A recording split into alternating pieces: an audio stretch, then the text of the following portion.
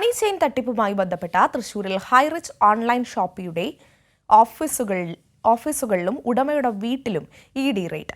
100 കോടിയോളം രൂപ വിദേശത്തേക്ക് കടത്തിയതായി സൂചന ലഭിച്ചതിനെ തുടർന്നാണ് ED സംഘം റെയ്ഡിനെത്തിയത്.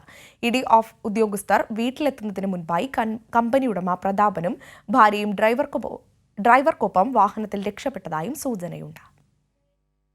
കോടികളുടെ മണി ചെയിൻ തട്ടിപ്പ് നടത്തിയ ഹൈറിച്ച് ഓൺലൈൻ ഷോപ്പി ഉടമ KD പ്രതാപന്റെ തൃശൂർ കണിമംഗലം വലിയാലുക്കലുള്ള വാടക വീട്ടിലും ആറാട്ടുപുഴയിലെ കമ്പനി ആസ്ഥാനത്തും ഒരേ സമയം ED റെയ്ഡ് നടത്തി. അനധികൃതമായി നിക്ഷേപം സ്വീകരിച്ചതും വിദേശത്തേക്ക് പണം കടത്തിയതും ഉൾപ്പെടെ കോടികളുടെ തട്ടിപ്പിന്റെ പശ്ചാത്തലത്തിലായിരുന്നു റെയ്ഡ്. കൊച്ചിയിൽ നിന്നുള്ള ED സംഘമാണ് സായുധസേനയുടെ സഹായത്തോടെ റെയ്ഡ് നടത്തിയത്.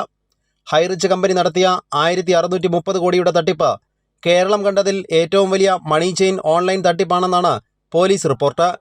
ഹൈറിച്ച് ഓൺലൈൻ ഷോപ്പിയുടെ പേരിലും HR OTTയുടെ പേരിലുമായി 1.5 ലക്ഷത്തിലധികം പേരിൽ നിന്നാണ് അനധികൃത നിക്ഷേപം സ്വീകരിച്ചത്.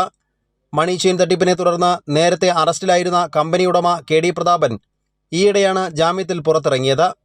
അനധികൃതമായി സ്വീകരിച്ച നിക്ഷേപത്തിൽ 100 കോടിയോളം ക്രിപ്റ്റോ കറൻസിയിലൂടെയും ഹവാല ഇടപാടിലൂടെയും വിദേശത്തേക്ക് കടത്തിയതായി സൂചന ലഭിച്ചതിനെ തുടർന്നായിരുന്നു ED റെയ്ഡ്.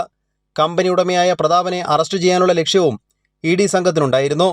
എന്നാൽ തങ്ങൾ വീട്ടിലെത്തും മുൻപേ പ്രതാപനും ഭാര്യ ശ്രീന പ്രതാപനും ഡ്രൈവർക്കൊപ്പം മഹീന്ദ്ര വാഹനത്തിൽ രക്ഷപ്പെട്ടതായി ED ഉദ്യോഗസ്ഥർ പിന്നീട് വെളിപ്പെടുത്തി.